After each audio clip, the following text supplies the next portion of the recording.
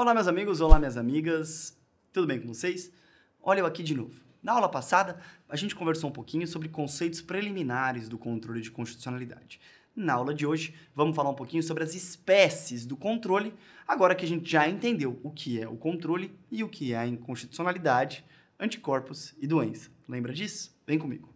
Vamos lá, pessoal. A gente vai falar aqui sobre quatro diferentes classificações do controle de constitucionalidade, 4 diferentes critérios para a gente categorizar o controle de constitucionalidade. Os dois do próximo slide são muito importantes, então muita atenção aqui, pessoal. Primeira coisa, a gente pode definir o controle pelo momento em que o controle de constitucionalidade é realizado. Se o controle ele foi exercido antes do ato virar ato ou antes da lei virar lei, a gente está diante de um controle preventivo de constitucionalidade. Vamos pensar comigo.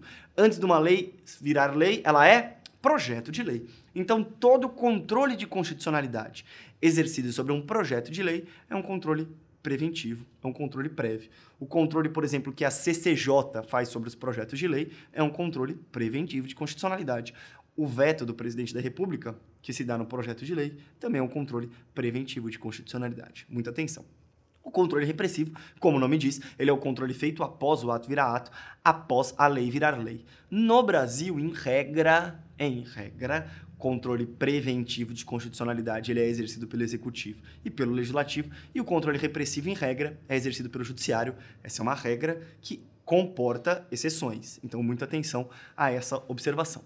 Pela natureza do órgão, pessoal, eu tenho o controle político e o controle judicial. Controle político é aquele que é exercido por um órgão que não é parte integrante do Poder Judiciário. E o controle judicial é aquele que é exercido por um órgão do Poder Judiciário. Tudo bem? Então, pegando aquele mesmo exemplo anterior, quando a CCJ ela exerce controle de constitucionalidade, esse controle, além de preventivo, porque é antes do ato virar ato, também é um controle político, porque a CCJ não faz parte do Poder Judiciário.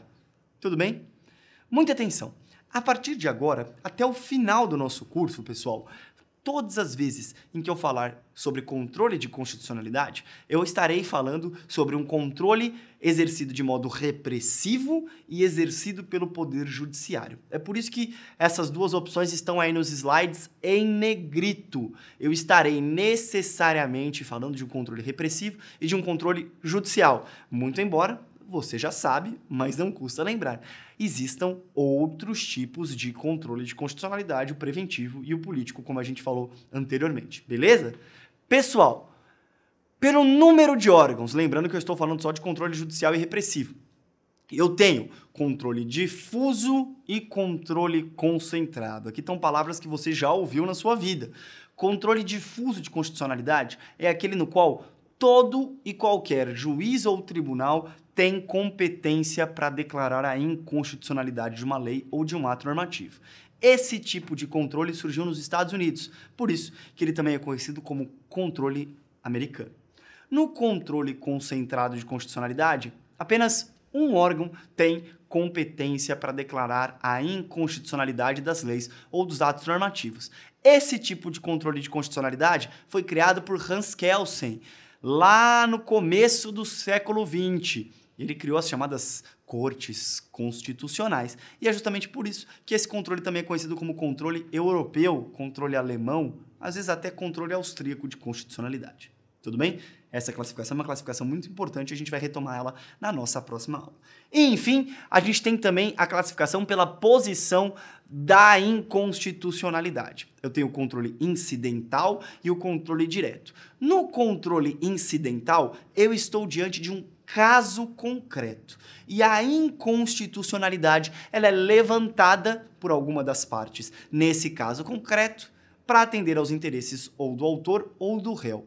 A inconstitucionalidade, ela é um pedaço do meu processo. Ela é uma das minhas causas de pedir. Ela é incidente ao processo principal. Por isso que esse controle é incidental ou concreto, porque nele estou eu diante de casos concretos propriamente ditos.